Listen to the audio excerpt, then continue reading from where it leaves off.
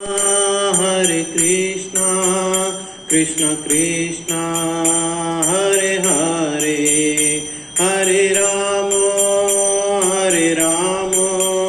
राम राम हरे हरे हरे कृष्णा कृष्ण कृष्णा हरे हरे हरे राम राम राम हरे हरे हरे कृष्णा कृष्ण कृष्णा हरे हरे हरे राम राम राम हरे हरे हरे कृष्णा कृष्ण कृष्णा हरे हरे हरे राम राम राम हरे हरे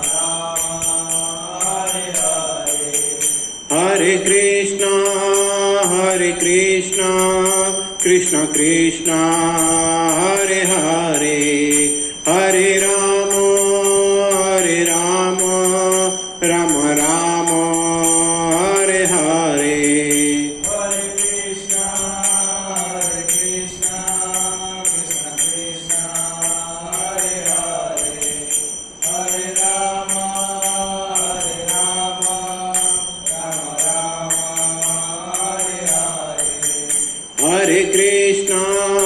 हरे कृष्णा कृष्ण कृष्णा हरे हरे हरे राम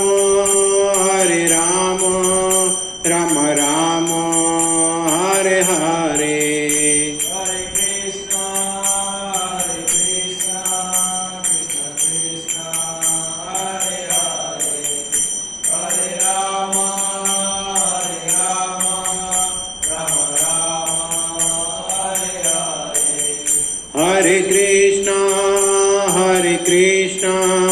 कृष्ण कृष्णा हरे हरे हरे राम राम राम हरे हरे हरे कृष्णा कृष्ण कृष्णा हरे हरे हरे राम राम राम हरे हरे हरे कृष्णा कृष्ण कृष्णा हरे हरे हरे राम राम राम हरे हरे हरे कृष्णा कृष्ण कृष्णा हरे हरे हरे राम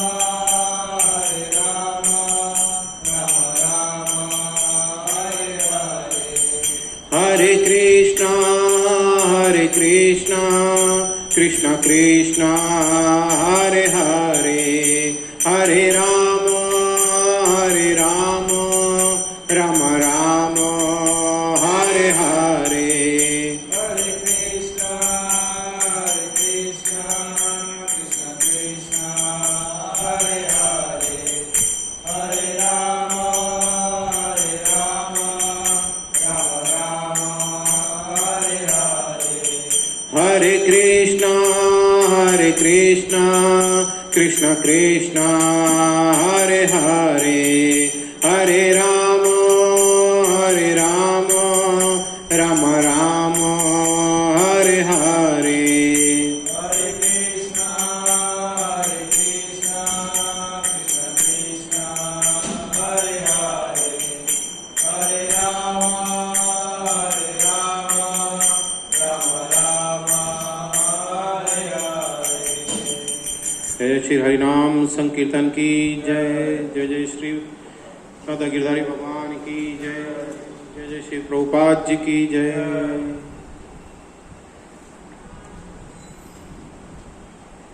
तो आज हम, जैसे मैं हर बार लेता हूँ प्रभुपाद जी के जो सेशन थे वो उसके ऊपर बेस्ड होगा आज का भी, उस पर हम थोड़ी चर्चा प्रभुपाद जी के स्पिरिचुअल इंक्लेशन पे भी करेंगे, कैसे प्रभुपाद जी बचपन में स्पिरिचुअली कैसे इंक्लाइंड थे, वो कैसे प्रभुपाद जी धीरे धीरे स्पिरिचुअली इंक्लाइंड होके कैसे बचपन से उनको वो माहौल मिला प्रभुपाद जी को जिससे वो स्पिरिचुअली इंक्लाइंड हो पाए, और किस तरह से वो इतना बड़ा संस्थान और जो पूरी दुनिया में फैला हुआ है वो कैसे खड़ा कर पाए, उसके बारे में भी थोड़ा हम चर्चा करेंगे कि कैसे छोटी छोटी चीज़ें जो होती हैं वो अगर उसको हम बचपन से ठीक से करें तो कैसे वो बड़ा स्वरूप ले सकते हैं। तो पहले किसी ने प्रभुपाद जी से पूछा कि कहते बाई चांस कोई इंसान अमीर हो गया तो बाई चांस होता है या फेट पे होता है, तकदीर पे होता है कि बाई चांस होता है।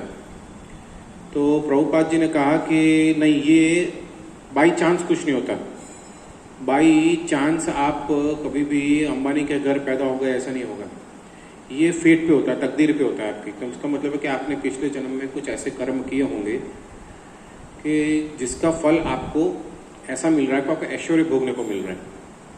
तो बाई चांस ये चीज़ें नहीं होती। जिस तरह से प्रभुपाद जी उसका उदाहरण देते हैं कि अगर सपोज आपको कोई बीमारी हुई है, अगर मैंने बाहर कोई गंदी चीज़ खा ली है और मुझे बीमारी हुई है, जैसे टाइफॉइड है, जॉन्डिस है, जो भी फैला हुआ है, अगर वो बीमारी मुझे हुई है दैट मीन्स के उसका कोई कॉज है, उसके पीछे कारण है, ऐसा नहीं बाई चांस हो गई मुझे।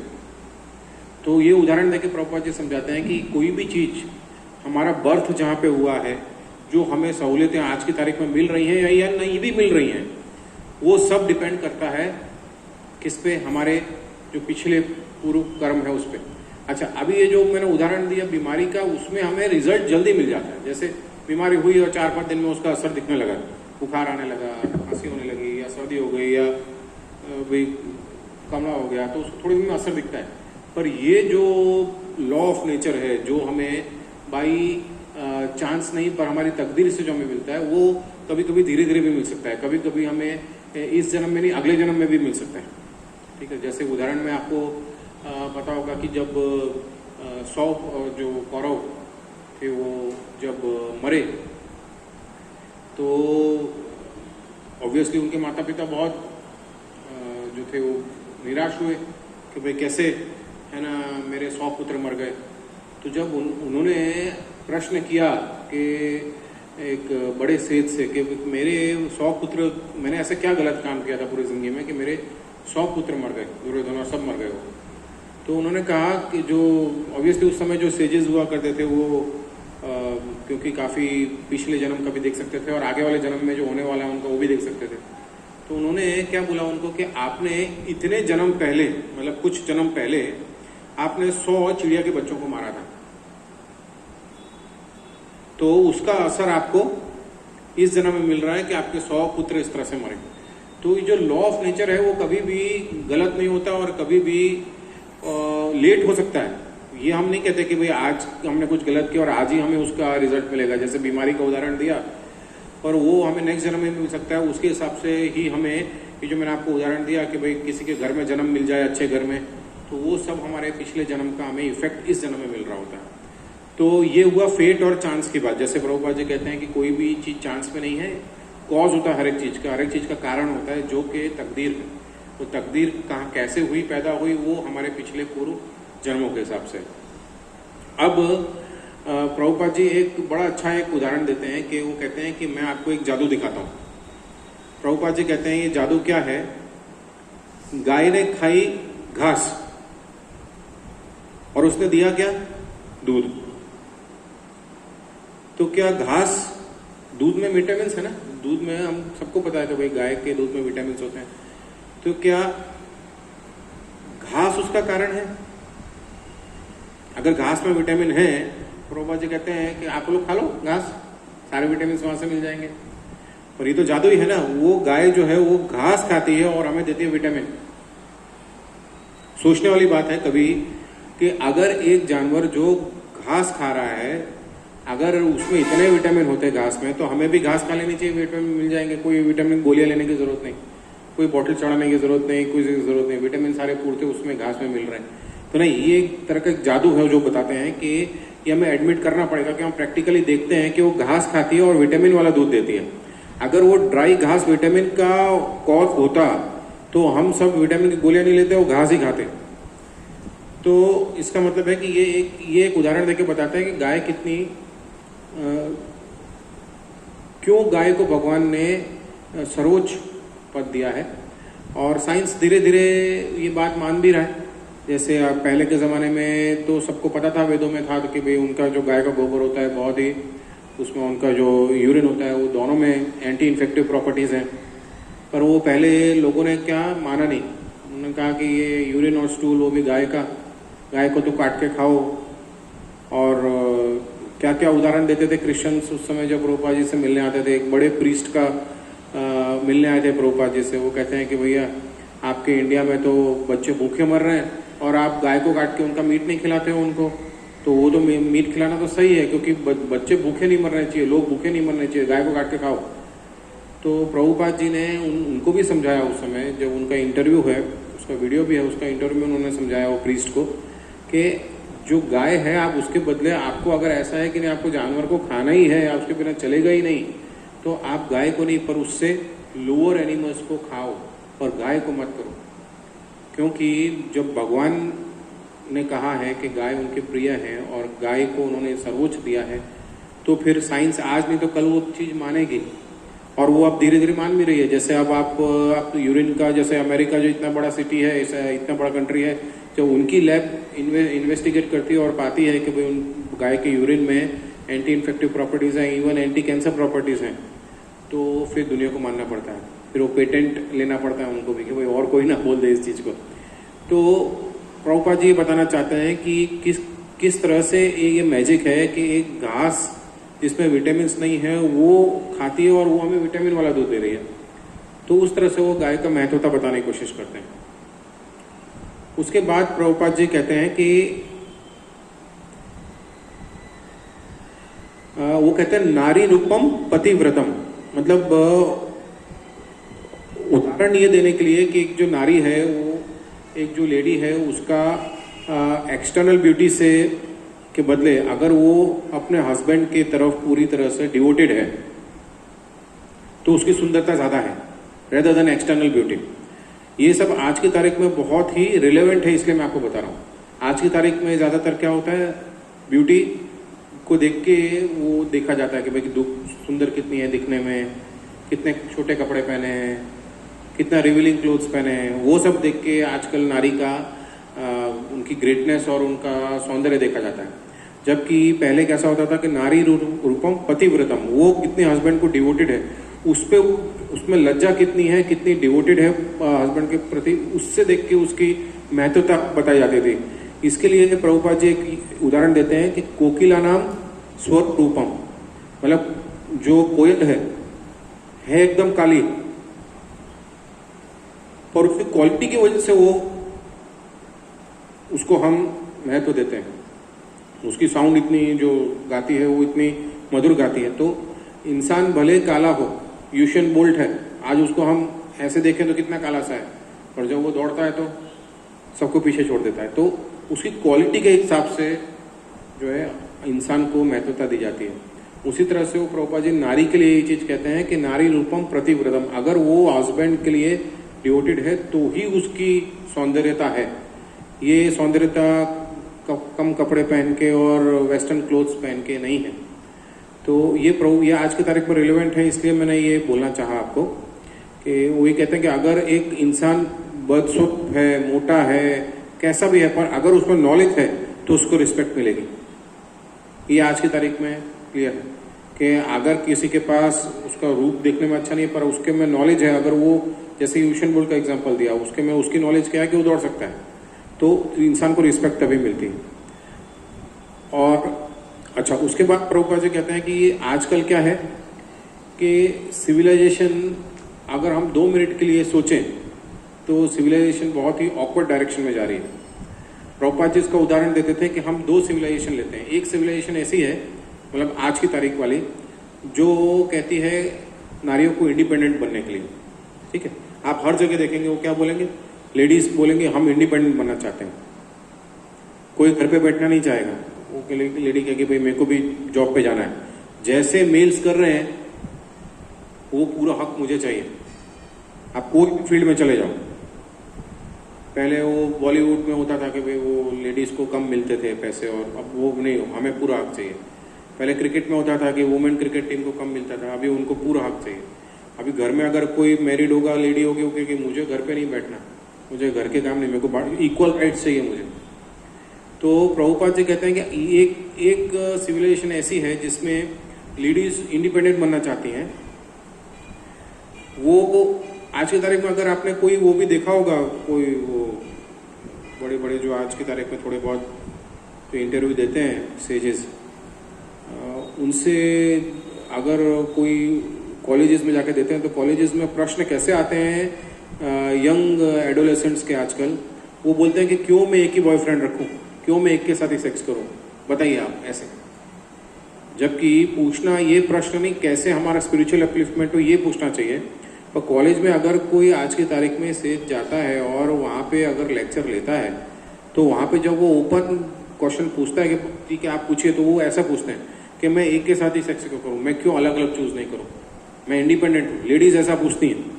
सोचिए आज की तारीख में ऐसी सिविलाइजेशन। तो एक तरफ हम सिविलाइजेशन पैदा कर रहे हैं जिसमें इक्वल राइट्स चाहिए लेडीज को, और फिर हम वो ये चाहती हैं कि हम एक नहीं मल्टीपल बॉयज को चूज करें, और फिर हम उनको बोलते हैं कि आप अपनी हाँ करिए, वो हम हाँ बोलते हैं उनको, और फिर बोलते हैं कि जाइए मेडिकल स्टोर पे, फिर क्या मिल जाएगी, पिल्स, वो पिल्स ले लीजिए। एक तरह की ये सिविलाइजेशन है। और एक सिविलाइजेशन थी जब हम अपने आप को कंट्रोल करना सिखाते थे, जैसे ब्रह्मचर्य था, वो कंट्रोल था ना, तपस्या थी, वो कंट्रोल था कि हम एक कंट्रोल करें अपने आप को, सेक्स डिजायर को भी कंट्रोल करें। तो प्रभुपाद जी कहते हैं दोनों में बहुत बड़ा फर्क है, दोनों सिचुएशन में। एक कह रहा है कि आप जितना आपको छूट मिले करो और बाद में गोली ले लो, और एक कह रहा है कि आप अपने आप को कंट्रोल करो। यहां सेक्स के लिए बोल रहा है करो जितना करना है और गोली ले लो, और यहां कह रहा है कि कंट्रोल करो।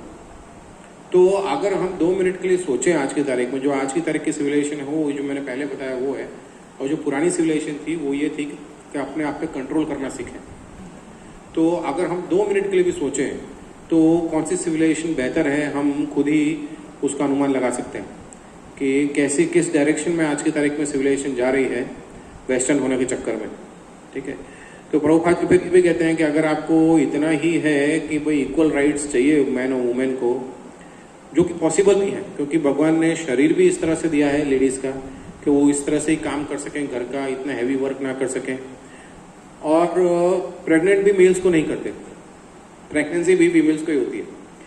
तो अगर आपको इक्वल राइट्स है तो प्रेग्नेंट भी मेल्स भी होने चाहिए, फिर इक्वल राइट्स है तो वो इक्वल ना नेचर ने बनाया है ना भगवान ने ऐसा बनाया है। इसलिए हम अगर आर्टिफिशियली उनको इक्वल करने की कोशिश करते हैं इंडिपेंडेंस के चक्कर में, तो लेडीज का शोषण ही होता है आज की तारीख में। आप कोई भी देख लें, वो बहुत प्रैक्टिकल है। फिर वो एक बार जॉब से निकलने के लिए घर से निकलेंगे तो शोषण होना वहीं से शुरू होता है। जॉब पे अगर कोई लेडी जाती है तो आप अगर किसी का सर्वे देखेंगे तो उसको सबसे ज़्यादा वो लेडी का शोषण वो जॉब पे जाती है, उसके आसपास बॉस या उसके साथ जो काम करते हैं उनसे होता है। बाहर केस जो हर रोज पेपर में आते हैं वो तो 10%, बाकी 90% तो केस आते ही नहीं है। कोई शर्म के बारे में नहीं बताएगा, कोई छुपाएगा, तो पेपर में आते ही नहीं है। ये तो पेपर इसी चीज़ों से भरा होता है आजकल।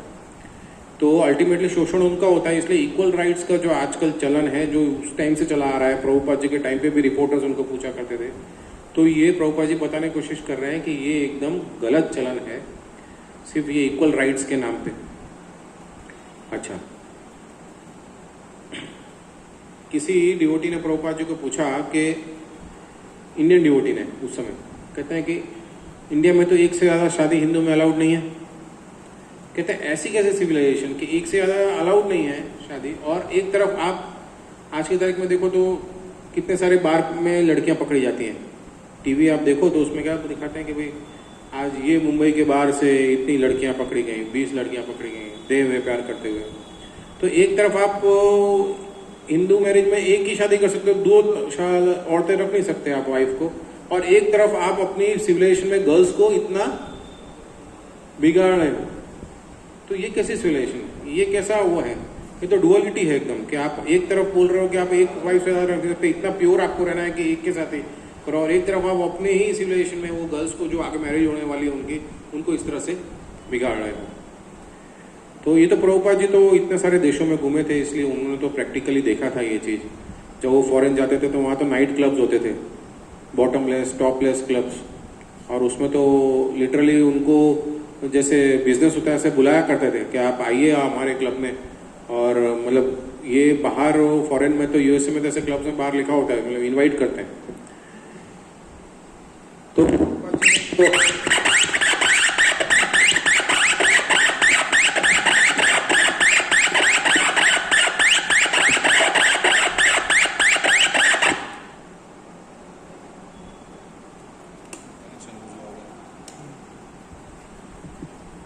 हेलो हेलो, तो प्रभुपाद जी उसका एक उदाहरण देते हैं कि अगर आपको किसी का भला करना है, अगर सपोज आपको किसी पे दया आ रही है और किसी का भला करना है, तो उसका उदाहरण देते हैं कि कैसे कर सकते हैं। इसका बहुत सटीक उदाहरण देते हैं वो, कैसे आप किसी का भला कर सकते हो, और वो ये रियल एग्जांपल के सही देते हैं, वो कोई मन बनाया हुआ एग्जांपल है। एक इंसान था जिसका नाम था विद्यासागर। उस समय के जमाने में विद्यासागर मतलब क्या हुआ, विद्या का सागर। उनको जो उस समय अलग बाजार होता था जो प्रोस्टिट्यूट्स का, उनको बहुत दया आती थी उनपे कि भाई ये प्रोस्टिट्यूट देखो ना इतनी ठंडक में बाहर खड़ी हैं और इनको कोई मिल रहा है, इंसान कोई नहीं मिल रहा है, इनकी मैं मदद कैसे करूं। उनको मदद करने की बहुत इच्छा होती थी, कैसे मदद करूं। तो जिनको कोई ग्राहक नहीं मिलता था उनको जाके वो 2-2 रुपए दे देते थे। आज की तारीख में 2 रुपए कुछ भी नहीं, पर उस समय 2-2 रुपए दे देते, ये लो तुम 2 रुपए, ये लो 2 रुपए दो। उनको लगता था मैंने बहुत मदद कर दी, पुण्य का काम कर दिया, उनको 2 रुपए देके। ठीक है, एक तरफ ये है, और एक तरफ हरिदास ठाकुर थे, जिनके पास, जिनकी ख्याति को देख के हरिदास ठाकुर जो थे, जिनकी ख्याति नाम संकीर्त, जो जिन्होंने नाम जप हमारे इतना करते थे वो, तो जिन्होंने देखा उनके गांव में कि भाई ये इतना मुस्लिम है ये, और ये नाम संकीर्तन इतना करते हैं, इतना जप करते हैं, इसके बाद ही वो खाना खाते हैं, इतना स्ट्रिक्ट है वो। महाप्रभु जी के, चैतन्य महाप्रभु जी के टाइम की बात है, उस समय की। तो देखा जब हरिदास ठाकुर इतना करते हैं तो उनका कैसे भंग किया जाएगा। तो उस समय भी प्रोस्टिट्यूट्स थे, सोचो चैतन्य महाप्रभु जी के टाइम पे भी, तो उस समय भी प्रोस्टिट्यूट को भेजा गया उनके पास, हरिदास ठाकुर के पास। वो कर रहे थे जप माला, और वो जिस घर में कर रहे थे उस घर में उनको आके बोला उसने कि भाई मेरे को आपसे बात करनी है। और वो तो उनको पता पड़ गया देख के कि ये किस रीजन से आई है मेरे पास। तो उन्होंने कहा बस थोड़ी सी देर है, बस मैं अभी थोड़ी माला पूरी कर लूं, फिर मैं आपकी जो इच्छा है वो पूरी करूंगा। ऐसे करते करते करते एक दिन पूरा बीत गया, वो बेचारी बैठी रही, वहां ही सो गई। फिर दूसरे दिन वो सुबह चली, फिर वापिस आई शाम को कि मुझे आपसे बात करनी है और अलग अलग कैसे ढंग से। तो उन्होंने कहा बस मेरी आज ये माला हो जाए, बस अब 2 मिनट बैठो, मैं करके फिर। तो वो वहां बैठी रही, वो सुनती रही। ऐसे 3 दिन हुआ, और जो बैठी रही और सुनती रही ये चीजें, उसकी वजह से वो प्रोस्टिट्यूट ड्यूटी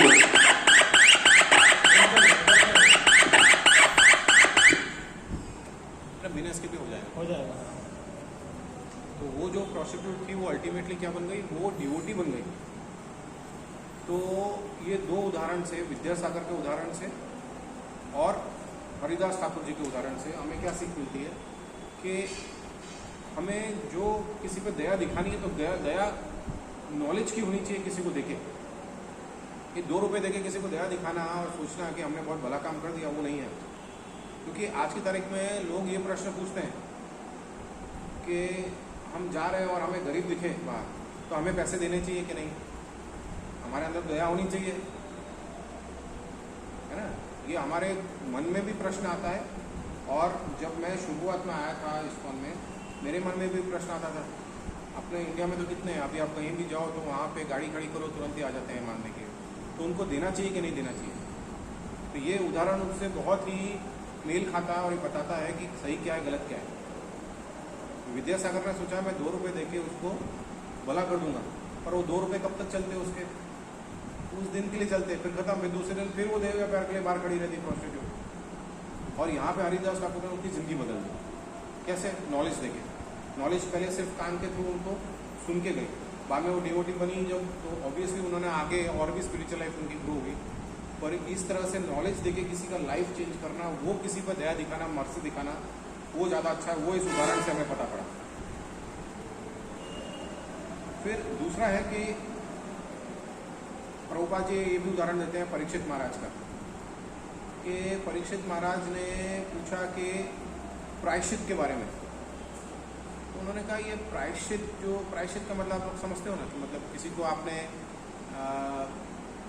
कुछ गलत किया उसने, तो उसको ये थोड़ा सा दंड मिला, भाई आपने ये गलत किया है। जैसे आज की तारीख में फॉरेन में क्या होता है, अगर किसी ने कुछ गलत काम किया तो आइए आप सोशल काम करो थोड़े टाइम के लिए, उनको सोशल काम करना पड़ता है उनको, भाई कि आप भले ना कितने भी बड़े हो पर आपको ये जाके यहाँ सेवा देनी है थोड़े टाइम, ये सोशल काम किया। इस तरह से प्रायश्चित। तो परीक्षित महाराज उस समय बोलते हैं कि अगर हम प्रायश्चित का मतलब क्या, अगर हम वही की वही गलतियाँ फिर से करते रहे। तो इसका मैं उदाहरण देता हूँ आपको। मेरे यहाँ पे एक रिलेटिव रहते थे मेरे वाइफ के, आनंद में। मेरी वाइफ आनंद से ही है इसलिए, तो उनको उनके रिलेटिव उम्र के हो गए 60-70 ईयर्स का, उनको दारू पीने का बहुत आदत थी, बहुत दारू पिया, लीवर ख़राब हो गया, उनको एडमिट करना पड़ा। अब क्योंकि हमारी फैमिली में मैं ही डॉक्टर हूँ, तो मेरे पे कॉल आया कि भाई एडमिट किया है इनको इस हॉस्पिटल में, आप प्लीज़ जाइए और ज़रा देखिए क्या है। मैं अपना सब काम छोड़ छाड़ के, अपने रिलेटिव्स होते हैं क्या करना पड़ता है, सब काम छोड़ छाड़ के दौड़ना पड़ता है। दौड़ के वहाँ पे गया, वो डॉक्टर से बात की, तुम्हें क्या हुआ है? उन्होंने कहा इतना, इसको इतना ये हुआ, लीवर ख़राब हुआ है, इतने दिन लगेंगे, ये। उनकी बहुत सेवा की, 4 दिन तक सुबह शाम जाता रहा, डॉक्टर से बात करता रहा। बाद में फिर जब छुट्टी देते हैं तो पैसों के लिए बात करनी पड़ती है, फिर इसके पैसे कम कर देना, मेरे सगे हैं। उसके बाद वो जब घर पे आए तो 4 दिन बाद फिर से पीना शुरू। तो ऐसे प्रायश्चित का क्या काम? ऐसा परीक्षित महाराज कहते हैं कि अगर आप फिर से वही चीज़ करने लगो तो इस प्रायश्चित का क्या काम? तो अगर जैसे वो ये उदाहरण वो जो आपको इससे पहले दिया प्रोस्टिट्यूट का, उससे मेल खाता है कि अगर बार बार उसको वही चीज़ करनी है प्रोस्टिट्यूट को, दूसरे दिन भी आके, जैसे यहाँ पे इनको शराब पीना ही है बार बार आके, तो उनके ऊपर वो 2 रुपये दे के वहाँ पर जो विद्यासागर ने किया, या फिर मैं गया उनके पास और उनको 4 दिन मैंने मदद की, पैसे कम करे, तो उसका क्या मतलब प्रायश्चित? तो अल्टीमेटली उनको तो वापस चालू ही करना है।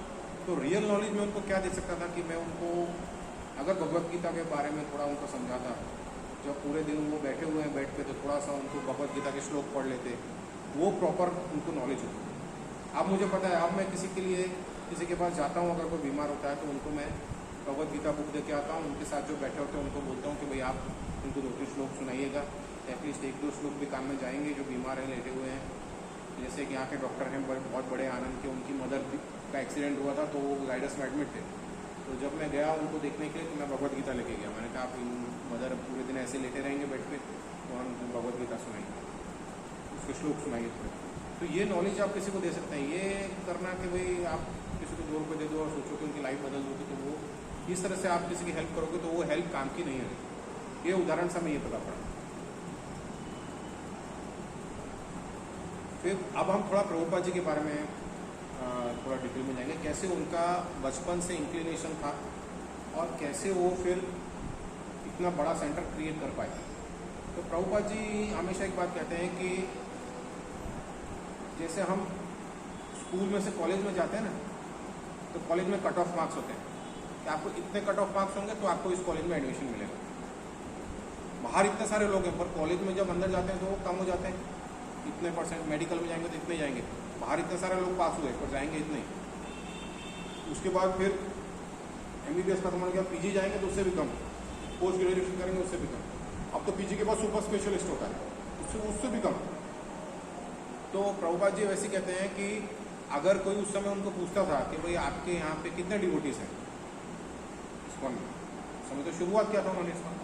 प्रभुपाद जी कहते थे कि भाई मुझे चांद की ज़रूरत है, मुझे तारों की ज़रूरत नहीं है। एक चांद भी अगर मैं कर लूँगा तो चांद पूरे रोशनी दे सकता है। मुझे टिमटिमाते तारे बहुत सारे नहीं चाहिए, मुझे एक चांद भी चलेगा। तो प्रभुपाद जी ने खुद का उदाहरण देके ये किया।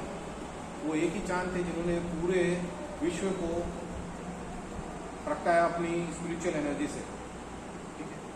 तो अब इनका ये शुरुआत कैसे हुई? तो वो हमेशा ये कहते हैं कि जब वो गए, अच्छा जब वो यहाँ से गए थे अमेरिका, तो उनके पास पैसे तो थे नहीं। अब इंसान के पास पैसे भी नहीं होना, सिर्फ 15-20 रुपये लेके कोई अमेरिका चला जाए हाथ में बक्सा लेके जिसके अंदर थोड़ी बहुत बुक्स हों, और वहाँ किसी को जानते भी ना हो, और ऐसा कंट्री जहाँ पे वेस्टर्न कल्चर इतना चलता हो, और आप वैदिक कल्चर को लेके वहाँ जा रहे हो, और उसके बाद 1 साल तक आपको वहाँ पे कोई समझ नहीं आता, कोई डिवोटी नहीं बनता, तो इंसान आज की तारीख में तो डिप्रेशन खा के मर जाए। आज की तारीख में 12th में अगर थोड़े से मार्क्स नहीं आते तो नदी में कूद जाते हैं कि भाई मेरे पापा मम्मी से डांट पड़ेगी, 12वीं में कक्षा में आए नहीं मेरे मार्क्स। तो उसमें प्रभुपाद जी पूरे 1 साल तक जब यहाँ से वहाँ गए, पैसे नहीं, कोई जानता नहीं, और 1 साल तक वहाँ रहे, तो भी उनको कितनी बार ऐसा हुआ कि वापस चला जाऊँ इंडिया, तो यहाँ तो कुछ हो नहीं। फिर धीरे धीरे नहीं, उन्होंने कहा नहीं, मेरे को भगवान ने निमित्त बनाया, भगवान चाहेंगे तो यहाँ पे फैलेगा।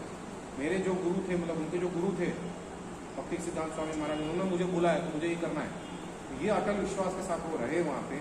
तो फिर 1 साल के बाद धीरे धीरे डिवोटीज बनने शुरू हुए, और फिर इस तरह से उनका ग्रो हुआ।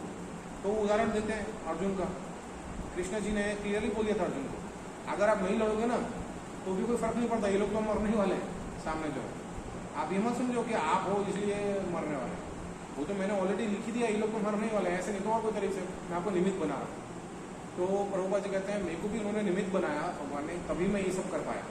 अब उनका ये शुरुआत कैसे हुआ, इंस्पिरेशन कैसे हुआ? जब वो छोटे थे तो वो राधा गिरधारी के छोटे छोटे डीटी लेके आए, राधा गोविंद के। अपने फादर को बोला कि मुझे राधा गोविंद के डीटी चाहिए, डीटी लेके आया, और वो रथ यात्रा निकालते थे अपने घर से थोड़ी दूर, दूसरे घर तक रथ यात्रा निकलती थी, और बाकायदा जैसे रथ यात्रा में पूरा छोटा सा उनका रथ था डीटी के साथ, पर बाकायदा प्रसाद डिस्ट्रीब्यूशन करते थे, और अपने फ्रेंड्स को इकट्ठा करते थे, सबके साथ जाता था। मतलब वहाँ से इंक्लिनेशन शुरू हुआ, क्योंकि वो वैष्णव परिवार से थे।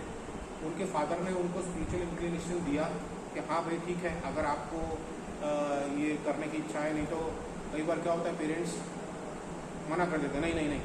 तो वैष्णव परिवार से थे, इसलिए उनको वो वातावरण मिला, उस वातावरण में तब से वो कर रहे थे। और उसके बाद उन्होंने, आप देखो कि आज की तारीख में जो इतने, जब उन्होंने फॉरेन में स्टार्ट किया रथ यात्रा, और अब आज की तारीख में रथ यात्रा हर जगह होती है। तो ये शुरुआत कहाँ से हुई? छोटे से स्पार्क से हुई, जो इतनी बड़ी आग फैल गई पूरे स्पिरिचुअल कृष्ण भावनामत की, और रथ यात्रा होने लगी। वो शुरुआत तो छोटी छोटी चीज़ों से शुरुआत होती है। तो इसी तरह से प्रभुपाद जी का ये इंक्लिनेशन था, जो उन्होंने छोटी छोटी चीज़ों से इतनी शुरुआत करके और इतना बड़ा आज की तारीख में इस्कॉन बना दिया। उन्होंने कहा कि ये मैं क्यों चल पाया। प्रभुपाद जी ने खुद कहा कि मेरे पहले भी इतने सारे लोग गए हैं अमेरिका, उन्होंने भी इतना अमेरिका में जाके कृष्णा जी का प्रचार किया, पर मैं क्यों चल पाया। जैसे उदाहरण देते हैं रामकृष्ण, फिर अपने ये विवेकानंद, फिर ये सब भी तो गए थे ना पहले, गांधी जी, और वो क्यों नहीं चल पाया और मैं ही क्यों चला। वो कहता है कि मैंने जो कृष्ण भगवान ने बोला वही के वही एज इट इज प्रस्तुत किया, अपना उसके अंदर कुछ अमेंडमेंट नहीं किया, अपना स्पेकुलेशन डाल के, अपनी सोच डाल के उसको बदला नहीं, इसलिए मैं चल पाया। अब जैसे गांधी जी ने क्या किया, गांधी जी ने हाथ में भगवद गीता रखी और उन्होंने क्या कहा, मैं अहिंसा के मार्ग पे चलूंगा और मैं भगवद गीता से अहिंसा सब सीख रहा हूँ। लेकिन प्रभुपाद जी कहते हैं कि अहिंसा तो भगवद गीता में है ही नहीं, भगवद गीता में तो पूरा मारधाड़ी है ना। यहाँ अर्जुन ने उनको मारा तो उसमें नॉन वायलेंस है कहाँ। तो उन्होंने क्या किया, ये मन गणित अपने हिसाब से उसको सोचा कि भाई मैं, गांधी जी ने, कि भाई इसको मैं क्या सोच सकता हूँ, इसको क्या अपने हिसाब से समझ सकता हूँ इसको। उसमें से कहीं से उन्होंने नॉन वायलेंस सोच लिया और वो भगवद गीता में नॉन वायलेंस का प्रचार करके चल पड़े। उसी तरह से जो विवेकानंद जी थे, उन्होंने क्या किया, दरिद्र नारायण, ये जो गरीब है उसमें भगवान ढूंढो और कहीं मत ढूंढो। क्यों भाई, आत्मा तो सब में, अमीर में भी है, ऐसा क्यों दरिद्र नारायण है। तो सब लोगों ने अपना अपना, किसी ने ये बोल दिया कि भाई ये तो है ना भगवान जो बता रहे हैं कुरुक्षेत्र जैसा कुछ है ही नहीं। तो सब ने अपना अपना भगवद गीता में कुछ पढ़ के समझ के टेढ़ा सीधा जो भगवान बोलना चाह रहे थे उसको टेढ़ा सीधा करके प्रस्तुत किया, इसलिए कोई चला नहीं, इसलिए किसी के डिवोटीज नहीं बने। जबकि प्रभुपाद जी गए और 108 मंदिर, जब तक वो यहाँ इस दुनिया से गए तो 108 मंदिर करके गए थे। तो ये बताते हैं क्यों वो चले। वो कहते हैं कि आपको ज़रूरत किस चीज़ की है। जैसे एक छोटा बच्चा होता है ना, उसको वो अगर अपने उसके फादर बोले बेटा यहाँ चलो, यहाँ आप ये आग है यहाँ पे हाथ मत डालो नहीं तो जल जाओगे, अगर वो फादर की बात मानता है ठीक से एक बच्चा, तो वो हमेशा खुश रहे। तो प्रभुपाद जी कहते हैं अगर हम भी उसी तरह से अपना इंडिपेंडेंस छोड़ के, अगर हमें इस बात सही भी लग रही है पर अगर भगवान ने कहा है कि ऐसा नहीं करना चाहिए, अगर हम वो देख के करें, हम एक अपने भगवान को अपना फादर समझ के जो भगवान ने कहा है वैसा करें, अपनी अभिलाषा को, जैसे अन्य अभिलाषा शून्यम, भगवान कहते हैं कि अपनी अभिलाषा को हम साइड में रख दें और भगवान जो चाहते हैं वैसा करें। जैसे एक बच्चा तब तक ठीक रहता है जब तक अपने फादर की मानता है। एक बार वो नहीं मैं अपने हिसाब से करूँगा तो गिरता है, लगती है, पड़ती है, कुछ ना कुछ होता है, उसको गलत रास्ते पे जाता है। इस तरह से हम अपनी इंडिपेंडेंस को अगर मिसयूज़ करते हैं, भगवान ने जो कहा है वो नहीं करके, नहीं मुझे ऐसा लग रहा है ऐसा करना है करते हैं, तो हम सफ़र करेंगे। जैसे सरकार, वो एग्जाम्पल देते हैं सरकार का, सरकार ने एक लॉ बनाया, हम उस लॉ के हिसाब से चलते हैं तो ठीक है, अगर हम लॉ के हिसाब से नहीं चलते हैं तो जेल।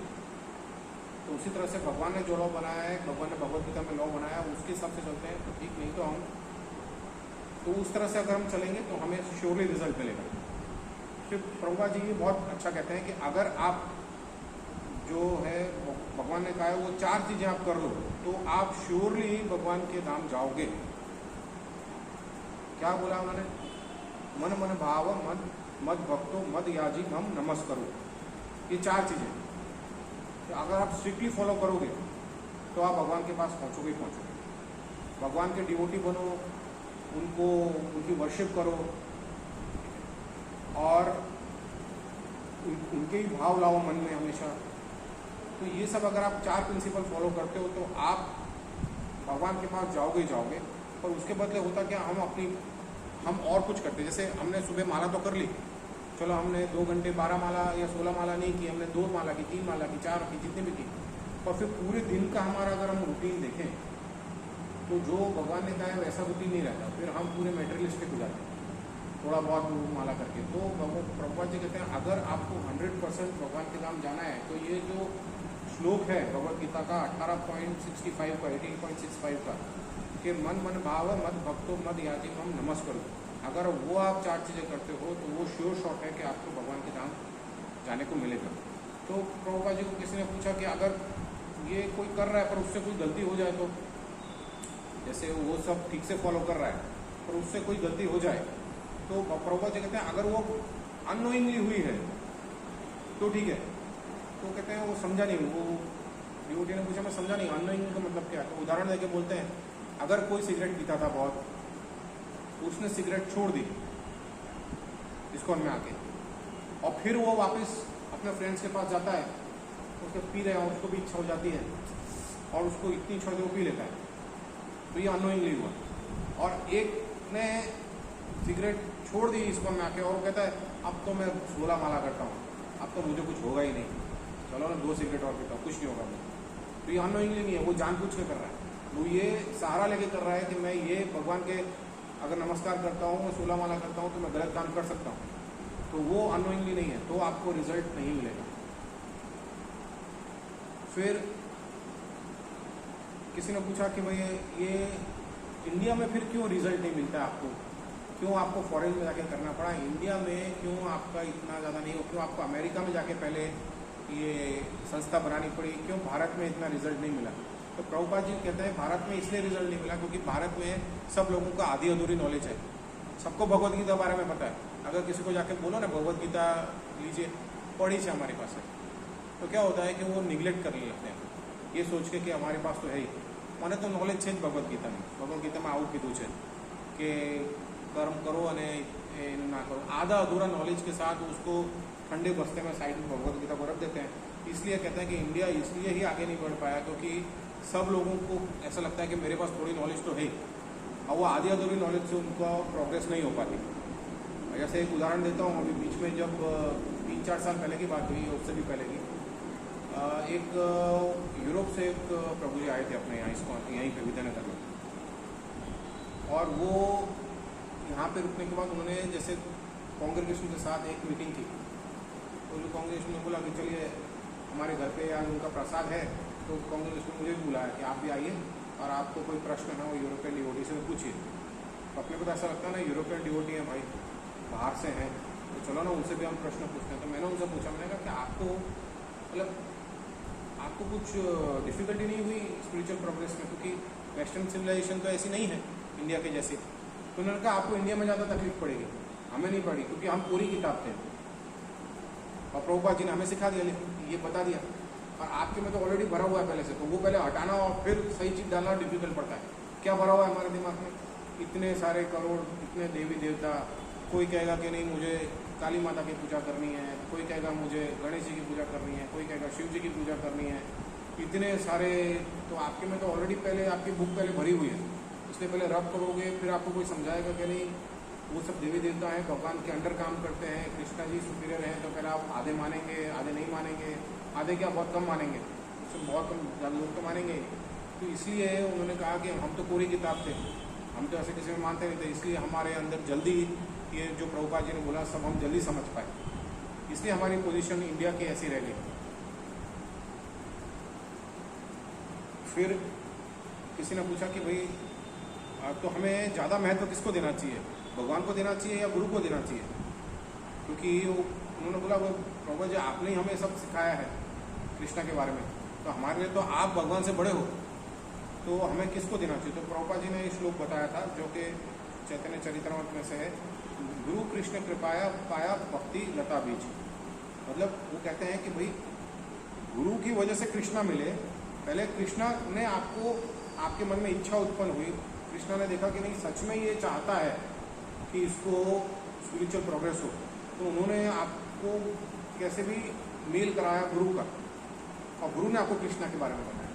तो दोनों आपको, गुरु ने आपको टीच किया कृष्णा के बारे में और कृष्णा ने आपको पहले गुरु के पास ले गए, तो दोनों इंपॉर्टेंट हैं, इसलिए पहले तो कृष्णा ने आपको गुरु के पास ले गए ना, तो ऑब्वियसली आपको महत्वता तो गुरु को भी उतनी देनी है, पर ये उन्होंने इस श्लोक से बताया कि कैसे हम गुरु और कृष्णा के बारे में बैलेंस कर सकते हैं। फिर कई डिवोटीज ने पूछा कि भाई हम लोग जब जाते हैं तो लोग पूछते हैं कि आपने क्या भगवान को देखा है, इस्कॉन के डिवोटीज को पूछते हैं कि आपने क्या भगवान को देखा है। जब आपने नहीं देखा है तो हम आपसे भगवान के बारे में सुने क्यों। अगर मैंने MBBS की पढ़ाई की है, फिर मैं किसी को हक के साथ बोल सकता हूँ कि भाई आप बीमारी चाह नहीं, आप दवाओं चाह लो, तो वो कहता है कि आपने भगवान को देखा नहीं, आप भगवान के बारे में कैसे बोल रहे हो। तो प्रभुपाद जी उनका उदाहरण देते हैं, भगवान कहते हैं ऐसे आपको बहुत सारे रास्कल मिलेंगे, पर आपके पास फिर आपकी फिलोसॉफी भी स्ट्रांग होनी चाहिए। तो प्रभुपाद जी कहते हैं कि आपके फादर के फादर के फादर के फादर थे, कहाँ थे, तो आपने देखा है उनको नहीं। कहते हैं जब उनकी आपको प्रॉपर्टी मिली, जैसे एंसेस्टर की प्रॉपर्टी देखना, आजकल जो बड़े बड़े लोग होते हैं वो कहते हैं हमारा तो मुखी ने गया था वाली एटली मोटी प्रॉपर्टी है हमारे पास। तो वो जब प्रॉपर्टी लेते हैं तब हम ये नहीं कहते कि नहीं हमारी प्रॉपर्टी नहीं थी तो वाली नीचे त्यारे तो अपनी थी जाए प्रॉपर्टी, तब ये नहीं कहते। बट जब भगवान के बारे में बात आती है तो हमें कहते आपने देखा भगवान को, अरे आपने अपने फादर के एक दो आप पीढ़ी छोड़ दो तो आपने खूब शक्ल भी नहीं देखी होगी, फोटोग्राफ भी नहीं होगी अभी उसकी, तो आप उस चीज़ में मानते हो क्योंकि वहाँ से तो हमें ये सब मिल रहा है, इसलिए वो मिला इसलिए हम उस चीज़ में मान लेते हैं, पर हम इस चीज़ में नहीं मानते क्योंकि हम सही सूत्र से नहीं जाते। अगर हम सही गुरु के पास जाएं, शास्त्र पढ़ें, तो हमें पता पड़ेगा कि हमने भगवान को देखा है कि नहीं इस्कॉन में। इसे चाहे कोई भी गुरु आपको कहे कि हमने भगवान को नहीं देखा, पर शास्त्रों के चक्षु से उन्होंने देखा होता है, क्योंकि वो इतने विनम्र होते हैं। जैसे चैतन्य प्रभु जी को मैंने पूछा था महाप्रभु को यहाँ पे एक बार जब वो लेक्चर ले रहे थे, मैंने कहा प्रभु जी आपने क्या भगवान को देखा है। कहते हैं नहीं मैंने भगवान को नहीं देखा, क्योंकि वो इतने विनम्र होते हैं वो सब, इसलिए वो कभी ये नहीं बोलेंगे कि मैंने भगवान को देखा है। और उन्होंने भगवान अपने चक्षु से, वैदिक चक्षु से उन्होंने भगवान को देखा होता है, क्योंकि तो वो इतना हमें समझा पा रहे हैं, और उनमें हम्बलनेस इतनी होती है कि वो इस तरह से बताते हैं। फिर किसी एक डिवोटी ने पूछा कि मैंने आपको पहले बताया हुआ है डॉक्टर पटेल करके थे, तो डॉक्टर थे और वो प्रभुपाद जी को बहुत तंग करते थे, मतलब वो क्योंकि उनसे उम्र से उनके आसपास के उम्र के थे और उन्होंने भी थोड़ा वेदों के बारे में थोड़ी नॉलेज थी, पर वो कृष्णा को इतना सुपीरियर नहीं मानते थे, पर जब वो प्रभुपाद जी के साथ टच में आए तो कृष्णा को सुपीरियर मानने लगे। पर क्योंकि वो परिपक्व अवस्था में थे, वो समझ उन्होंने अपनी पूरी बना लिए थे स्पेकुलेशंस, तो वो प्रभुपाद जी को बहुत प्रश्न करते थे। तो उन्होंने प्रभुपाद जी को एक बार प्रश्न किया, तो फिर भगवान ने माया बनाई क्यों, जब भगवान को पता है कि ये इंसान फंसेगा माया में जाके, ये तो भगवान ने माया बनाई क्यों। तो प्रभुपाद जी उसका उदाहरण देते हैं कि आप हर एक जगह जाओ तो आपको एक जेल खाना मिलेगा। तो पहले जेल बना था या पहले जो चोर उचक्के बने थे, चोर उचक्के बने थे तो जेल बना ना। पहले तो जेल नहीं बना दिया सरकार ने, पहले चोर उचक्के बने फिर जेल बनाना पड़ा उनके लिए। तो किसी तरह से पहले हमने कुछ गलत काम किया, फिर भगवान ने हमें इस जेल में भेजा, धरती रूप जेल में। तो पहले हम क्रिमिनल बने, उसके बाद हम प्रिजन में आए, प्रभुपाद जी इस तरह से कहते हैं। इसलिए ये भगवान की गलती नहीं है कि माया क्यों बनाई। हमने वो भगवान को कहा कि भाई हम आपके धाम में हैं पर हमें नहीं मजा रही, हमें कुछ और चाहिए, तो भगवान ने फिर हमें इस जेल में भेजा। फिर किसी ने बोला कि ये बाहर के वेस्टर्न लाइफ जो है ना, उनको अगर किसी को पता पड़ता है कि भाई हम किसी को बोलने जाए कि आप खेती करिए और गायों को रखिए और सादा जीवन जिए और आप सोच अपनी बड़ी रखिए, तो वहाँ के लोग क्या हंसते हैं, क्या वो कोई जीवन हुआ, गाय राखो ने धोने आज आपको दिए भगवान नाम लोने। उनके लिए जीवन क्या है, सुबह 5 बजे उठ के 3 घंटे गाड़ी चला के जॉब करने के लिए जाना, रात को 9-10 बजे आना, एक हफ्ते का खाना फ्रिज में भर के रखना और सैटरडे संडे को फुल एंजॉय करना, क्योंकि सैटरडे संडे को जॉब नहीं जाना। तो सुबह से शाम तक गधा मजूरी करना और खाना भी फ्रेश नहीं खाना, ये उनके लिए सिविलाइजेशन है। तो प्रभुपाद जी ने उदाहरण देके बताया कि आप ये एक लाइफ देखो जो मैं बता रहा हूँ। वेस्टर्न जो भी बोलते हैं उनको तो अपना एम नहीं पता लाइफ का, इसलिए वो लोग ऐसा बोलते हैं। नहीं तो अगर हम 2 मिनट के लिए सोचें, जैसे यहाँ पे भी अपने नंदग्राम है, आप लोग गए हो नंदग्राम, तो गए होगे ना, गए हो आप लोग नंदग्राम। नंदग्राम यहाँ से तो सरदार पटेल जो आपकी स्टैच्यू है वहाँ से कुछ 10-15 किलोमीटर है वहाँ से, ठीक है, स्टैच्यू ऑफ यूनिटी के पास में। वहाँ पे कितने सारे डिवोटी, कितने घर हैं, 25-30 घर होंगे वहाँ। सारे अच्छे अच्छे सिटी में रहने वाले गृहस्थ लोग वहाँ पे आके रहने लगे। और वहाँ पे क्या है, लाइट भी नहीं है। और जो प्रभुपाद जी ने बोला था कि अपने पैर पे खड़े होकर जीना, वैसा है। सब एक एक घर में, सबके घर में गाय हैं, गाय का ध्यान रखते हैं, धोते हैं गाय को, दूध निकालते हैं। वहाँ पे लकड़ी पे खाना बनता है, गैस पे नहीं बनता। वहाँ पे आप कपड़े खुद बना सकते हो, खेती करते हैं वहाँ पे, खुद उगाते हैं। और ऐसा नहीं है कि उन्होंने कहीं से गांव में से कोई लोगों को लेके आए करने के लिए, जो लोग रहते हैं वही करते हैं। वहाँ पे मंदिर है, वहीं पे भगवान का नाम लेते हैं। वहाँ पे क्लासेस होते हैं शाम के, सुबह 4:30 बजे मंगला आरती सब कुछ, और शाम को 6 बजे अंधेरा, तो सब दिया से चलता है सब वहाँ पे। और है कौन रहने वाले, इंजीनियर्स, डॉक्टर्स, बड़े बड़े जो ये अमूल में काम करते थे वो, क्योंकि वो इस लाइफ से कंटाड़ गए। तो आप एक तरफ ये लाइफ देखो और एक तरफ गधा मुजरी वाली लाइफ देखो। सुबह से निकल जाओ 5 बजे से और रात को आओ लेट नाइट, तो आपको पता पड़ेगा कि सिविलाइजेशन कौन सी अच्छी है। तो जब प्रभुपाद जी को ये पूछा गया था वहाँ पे किसी ने कि भाई बाहर के वेस्टर्न वर्ल्ड वाले तो इस लाइफ को बहुत ही फालतू की लाइफ करते हैं, तो उन्होंने ये उदाहरण देके बताया था कि फालतू की कौन सी है, आप खुद जज कर लो इससे। और उसके बाद क्या होता है, लास्ट में थक हार के इंसान क्या करता है, फिर नींद की गोलियाँ लेता है। फिर गोलियों का इतना भरमार घर में मिलता है, ठीक है, ये गोलियाँ लेनी पड़ रही है, वो गोलियाँ, ये वाली सिविलाइजेशन में जो सुबह कदम मजूरी वाली। और वहाँ वाली सिविलाइजेशन में इंसान आराम से सोता है शाम को और सुबह उठता है, ठीक है, 4 बजे उठता है। तो इस तरह से दोनों सिविलाइजेशन का कंपेयर करो तो आपको पता पड़ जाएगा कौन सी सुपीरियर है। फिर उन्हें एक डिवोटी ने एक उदाहरण दिया कि आपको पता होगा है जो फोर्ड कंपनी के मालिक हैं, जो स्कॉन के डिवोटीज भी हैं, तो उनको एक बार किसी न्यूज़पेपर ने अमेरिका में लिख दिया कि ये मूर्ख है। और वहाँ तो क्या है, अगर कोई ऐसा लिख देता है तो सीधे केस हो जाता है।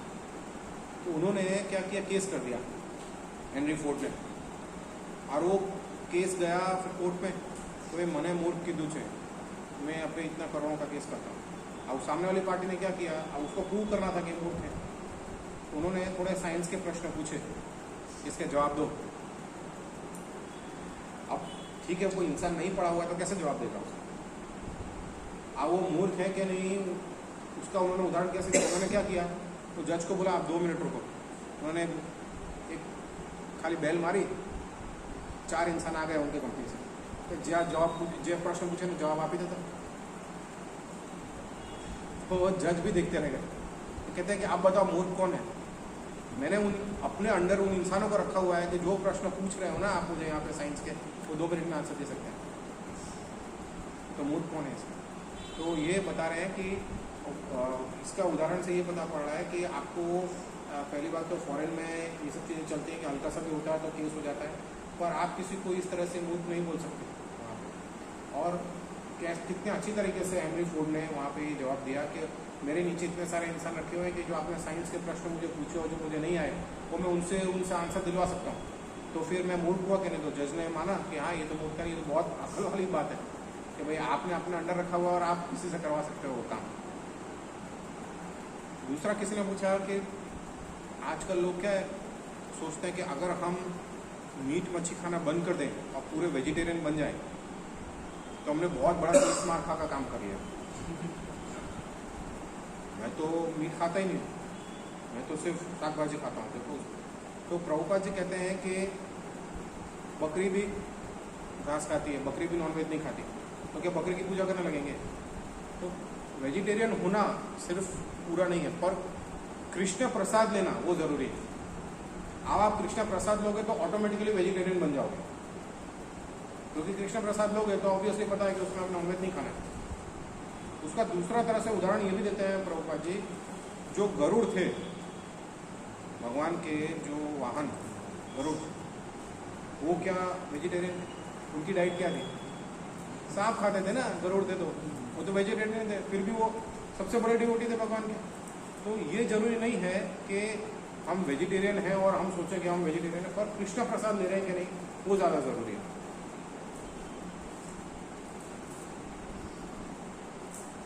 आज की तारीख में होता क्या है कि जब हमारे पास थोड़े बहुत पैसे आ जाते हैं तो हमारे ईगो बढ़ जाती है और हम क्या सोचते हैं कि भाई हमारे पास तो पैसे आ गए और हमसे बड़ा कोई नहीं। थोड़े से किसी के पास साइकिल आती है, फिर कार आती है, फिर बाइक और कार सब आ जाती है, तो एक पोजीशन पे आ जाता है तो उसको ईगो आ जाती है। तो फॉल्स ईगो जब आ जाती है तो उसको कहते हैं अहंकार विमूढ़ आत्मा। अहंकार आ जाता है उसको कि ये तो मेरे पास है, ये मेरे को बोल कैसे भी आओ उसमें। और वो देखता है कि इतने सारे लोग मेरे से पहले टाटा बाय बाय कर चुके हैं, फिर भी वो उसमें पड़ा रहता है कि मेरे पास और कैसे चीज़ आए, इसलिए उसको कहते हैं विमूढ़ आत्मा। वो देखता है कि गांधी जी मर गए, वो देखता है हिटलर मर गया, वो देखता है कि जवाहरलाल नेहरू भी मर गए, वो देखता है औरंगजेब मर गया। पर आज की तारीख में भी औरंगजेब के ऊपर इतना चलता रहता है, इतना बॉम्बे में वो होता है कि औरंगजेब बड़ा था, ये बड़ा था। अरे वो सब तो चले गए, इतने साल राज किया हमारे ऊपर इंग्लैंड वालों ने, वो चले गए। मोहम्मदियंस ने इतना उस समय पहले राज किया, वो चले गए। फिर भी हम ये सोचते हैं अहंकार विमूढ़ आत्मा में कि भाई हम उसी चीज़ में फंसे रहते हैं। तो प्रभुपाद जी कहते हैं जितना ज़्यादा हम मेटेरियली, जितना ज़्यादा हमें चीज़ें आएंगी ना तो फॉल्स ईगो बढ़ेगा। इसलिए जितना हो सके इतना कम हो ये चीज़ें तो ज़्यादा अच्छा है, क्योंकि जितना ज़्यादा पैसे आते हैं उतना हम भगवान में नहीं कर पाते ध्यान। फिर भगवान प्रभुपाद जी कहते हैं फिर होता क्या, जब आप एक लेवल पे आ जाते हो, अहंकार बढ़ गया, आपको चीज़ें चाहिए, फिर जब आपकी डेथ आती है ना नज़दीक, तो ये आता है कि हाँ काम तो रहेगी सालो, आ तो मारे हजू करवानी इच्छा थी, आ तो रहेगी मारे हजू आ वस्तु करवानी थी, हजू आ वस्तु करवानी थी। तो laws of nature, material nature कैसे हैं कि वो आपकी हर इच्छा पूरी करेंगे। आपको मरते हुए ये हुआ कि यार ये काम तो रहेगा, भगवान कहते हैं ठीक है, दूसरे जन्म में ये करेगा। पूरे जिंदगी भगवान का प्रसाद नहीं खाया, अचार कुचर कचरा पट्टी बाहर के खाते रहे, भगवान ने कहा लो भाई सुअर बन जाओ, सब अचरम कचरम खाना अच्छे से। और उस जन्म में उस सुअर को ये भी नहीं पता पड़ता बन के कि ये खराब जन्म है, वो उसमें सबसे ज़्यादा एंजॉय करता है। जैसे इंद्र भगवान का एक उदाहरण है, इंद्र भगवान जब थे उनको शाप मिला और वो सुअर बन गए। जब सुअर बनने के बाद उन्होंने वो जिंदगी जी ली, तब ब्रह्मा जी आए उनको कहने के लिए कि તમારું જીવન પતી ગયું, હવે ચાલો તમે ઇન્દ્ર હતા કે ના ના મારી વાઈફ છે, મારા છોકરાઓ છે, હું કેમનું મૂકી દઉં, એટલી મજા આવે છે આ બધું ખાવામાં। तो वो भगवान क्या करते हैं, उस जो शरीर मिलता है उसमें उनको वो मज़ा देने लगते हैं, उसमें वो भी भूल जाता है कि ये चीज़ गलत है ऐसे ही, और फिर वो मेटेरियल नेचर वो फिर से वो चक्कर चलाती रहती है, फिर आप दूसरी लाइफ में आ जाओगे, फिर दूसरी बॉडी मिल जाएगी। तो भगवान जो चाहते हैं आपको इस तरह से देते हैं। फिर क्या होता है कि आज की तारीख में जिसके पास बड़ा घर है, बड़ी गाड़ी है, जिसके पास नौकर चाकर है, वो जेंटलमैन है। पर प्रभुपाद जी कहते हैं जेंटलमैन वो नहीं होता। आज की तारीख में क्या है, जिसके पास बड़ा कुत्ता रखा हुआ है घर पे और बाहर लिखा हुआ है कुत्ता होती सावधान, वो जेंटलमैन कहलाता है आज की तारीख में। तो भाई सारो है। तो क्या धर्म, काम, धर्म, अर्थ, काम, मोक्ष, ये 4 चीज़ में फंसे रहते हैं। थोड़ा सा क्या होगा, थोड़ा बहुत भगवान की एक मूर्ति रखी होगी घर में, थोड़ा पूजा कर लेंगे, बड़ा सा डॉबरमैन रखा होगा, वो बाहर लिखा होगा घर में प्रवेश मत करना, 4 गाड़ियाँ होंगी और सब चीज़ों से कंटाट जाएगा, फिर कहेगा थोड़ा बहुत भगवान का नाम ले लेते हैं। भगवान के बारे में कुछ पता नहीं होगा, कौन है क्या है, बस थोड़ा बहुत पूजा कर ली, तो क्या होगा, सोसाइटी में नाम बढ़ जाएगा। तो आज की तारीख में लोग धर्म, अर्थ, काम, मोक्ष के पीछे, मोक्ष में ये तीनों से कंटाट जाते हैं तो मोक्ष के लिए जाते हैं, तब ये थोड़ा बहुत भगवान की पूजा करते हैं और फिर चले जाते हैं। तो ये जेंटलमैन आज की तारीख में लोग ये कहलाते हैं। तो जेंटलमैन इनको नहीं, ये नहीं कहे जाते। जेंटलमैन वैदिक नॉलेज के हिसाब से ब्राह्मण हुआ करते थे, जो आपको नॉलेज देते थे। अच्छा, अब हम यहाँ पे लास्ट के 2-3 स्लाइड्स में पूरा करता हूँ। ये मैं प्रैक्टिकल पॉइंट्स पे आ रहा हूँ अभी। जैसे हम किसी को प्रभु कहते हैं, स्कूल में आते हैं ना, प्रभु कहते हैं, तो प्रभु का मतलब क्या होता है? हम किसी को कहते हैं प्रभु, तो हम, हमारा भाव क्या होता है प्रभु कहते हैं? अगर मैं बोलूँ प्रभु हमारा आईना शूज बांधे तो नहीं, तो क्या ये भाव सही है? प्रभु जब हम किसी को कहते हैं, दैट मीन्स कि हम उसको मास्टर कह रहे हैं, ठीक है ना? मास्टर है वो, प्रभु मतलब भगवान है, तो हम उससे सर्वेंट का काम नहीं ना कराएंगे। तो हम किसी को प्रभु कहते हैं तो हमारा एटीट्यूड क्या होना चाहिए कि मैं आपकी सेवा करूँ। तो भगवान, ये हम प्रभुपाद जी हमेशा कहते हैं कि हमारा हमेशा जब सेवा देने का भाव होना चाहिए, सेवा लेने का नहीं। तो हम किसी को जब भी यहाँ इस्कॉन में भी आते हैं प्रभु कहते हैं, तो हमारा मन में भाव होना चाहिए कि हमें उनके लिए सेवा करनी है, एटीट्यूड होना चाहिए। ये नहीं कि आई और मेरे प्रभु बोलूँ और मैं कहूँ मेरे शूज़ बांध दो, हाँ मैं आपके लिए क्या सेवा कर सकता हूँ, ये होना चाहिए प्रभु का मतलब।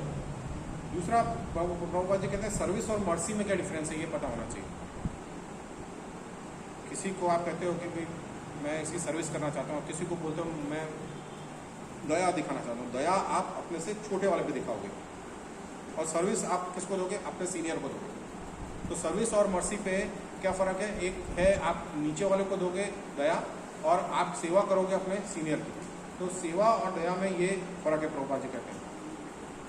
दूसरा, महाप्रभु जी जो कहा करते थे कि, अच्छा प्रभुपाद जी ये बहुत अच्छी बात कहते हैं, वो कहते हैं कि अच्छा स्वामीनारायण संप्रदाय है ना, सबको पता है।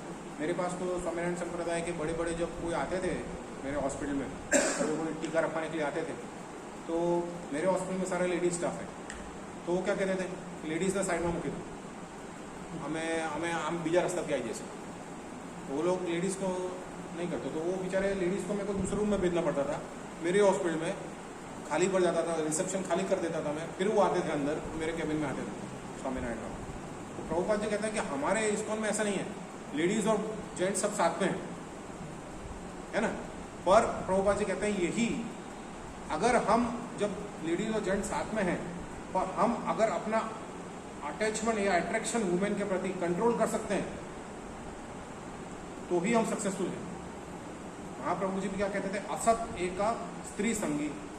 असत, महाप्रभु जी हमेशा कहते थे, चैतन्य महाप्रभु के जो राधा रानी है या जो गोपियाँ थी वो सबसे हाईएस्ट पोजीशन पे थी भगवान की सेवा में।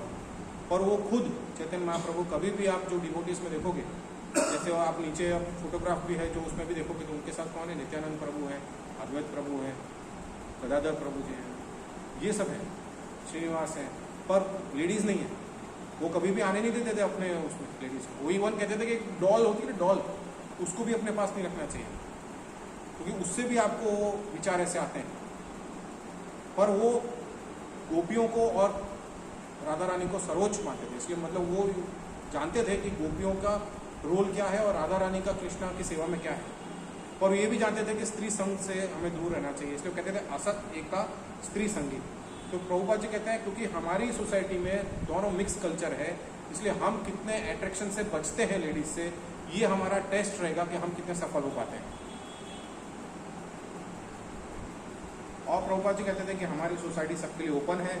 कभी भी चैतन्य महाप्रभु ने ऐसा नहीं कहा अपने जो उनके डिवोटीज थे या उनके जो नीचे ये सनातन गोस्वामी जी, अरूप गोस्वामी जी, उन सबको किसी को ये नहीं कहा कि आप ढूंढिए लोगों को और अच्छे अच्छे लोगों को ही समझाइए ये फिलॉसफी। ये सबके लिए ओपन है, इसलिए प्रभुपाद जी कहते हैं हमारे सोसाइटी में ये हर एक कल्चर के लिए, हर एक उसके लिए ओपन है, चाहे वो हिंदू हो या मुस्लिम हो। और अब एक लास्ट पॉइंट के साथ खत्म करूंगा प्रभु जी, क्योंकि ये काफ़ी लोगों ने उस समय पूछा था और मेरे मन में भी प्रश्न आया था। जैसे मेरी 16 माला नहीं हुई कभी कोई दिन, 10 ही हुई, 6 बाकी रह गई, तो मेरे को करनी तो है और मेरे को पता है समय नहीं है, तो मैं क्या करूँगा, मन में करने लगूँगा। तो कई डिवोटीज प्रभुपाद को पूछते थे कि ये मन में करना चलेगा, चैंटिंग मन में करनी चलेगी कि नहीं चलेगी। तो प्रभुपाद जी बहुत अच्छा कहते थे। प्रभुपाद जी कहते हैं आपकी जीभ चलनी चाहिए। ऐसा कहीं भी वेदों में नहीं लिखा कि आप मन में चैंटिंग करो और हो गई आपकी चैंटिंग, 1 माला 6 माला बाकी है मन में करके कर ली। पर आपको कभी भी चैंटिंग करें तो जीभ चलना चाहिए। तो किसी ने बोला जीभ चल रही है और माइंड नहीं चल रहा हो तो प्रभुपाद जी कहते हैं जोर से करो तो दोनों चलेंगे। माइंड को जबरदस्ती चलना पड़ेगा अगर आप जोर से बोल के करते हो।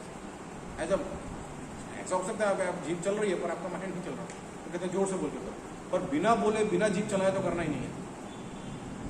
तो चैंटिंग कैसे करनी है इसके बारे में हल्का सा मैंने आपको ये बताया कि जिससे आपको ये पता पड़े कि रियल चैंटिंग कैसे की जाती है। अगर आपको कभी बाकी रह गई माला और आप सोचो मैं मन में करूँ तो ऐसा तो नहीं चलेगा। जीभ तो चलनी चाहिए और ऐसा लगे कि जीभ चल रही है और मन नहीं चल रहा है तो थोड़ा जोर से बोल के करो। तो इस तरह से चैंटिंग होनी चाहिए। तो इस तरह से प्रभु मैंने आज का लेक्चर जितना मैंने हो सका, तैयारी नहीं की थी पर जितना हो सका उस तरह से मैंने लिया है। होप आपको उसमें से अगर 2-4 चीज़ें भी समझ आई हो और आपके लाइफ में ये 2-4 चीज़ें भी अगर रहे, क्योंकि मैं हमेशा ऐसा मानता हूँ कि हम अगर 1-1.5 घंटे का कोई भी लेक्चर अटेंड करते हैं या एक घंटे का भी, तो ज़रूरी नहीं कि 1 घंटे में जो चीज़ें बोली सबके सब दिमाग में है। हम भी कॉन्फ्रेंस अटेंड करते हैं हमारी मेडिकल की, तो मैं कहीं वो कॉन्फ्रेंस लेने जाता हूँ तो वहाँ यही बोलता हूँ, क्योंकि जो मैंने कॉन्फ्रेंस अटेंड की हुई है, जब मैं वहाँ बैठा था, जब मैं यहाँ नहीं बैठा था वहाँ बैठा था, तब मेरे 1 घंटे की कॉन्फ्रेंस में अगर 2 लिटी भी अगर दिमाग में रह गई तो वो ज़िंदगी भर रहते हैं। और फिर उसको मैं अपनी प्रैक्टिकल एप्लीकेशन में जब मैं दर्दी को देखता हूँ तो वो लाता था। तो इस तरह से अगर जब मैं इधर आया हूँ तो मुझे पता है उधर क्या चल रहा है, क्योंकि मैं पहले उधर ही बैठता था। तो मुझे पता है कि वहाँ अगर मैंने जो पूरा लेक्चर लिया उसमें से 2 लाइन भी अगर आपको आगे और आप उसको प्रैक्टिकली अप्लाई करो तो ये लेक्चर सफल कहलाएगा। तो ज़रूरी नहीं है कि पूरा 1 घंटे का आपको समझ आए, पर अगर 2 लाइन भी समझ आ गई हो इसमें से और आप प्रैक्टिकली उसको अप्लाई कर सकते हो तो आपकी जीवन में बहुत सुधार आ सकता है। हरे कृष्ण।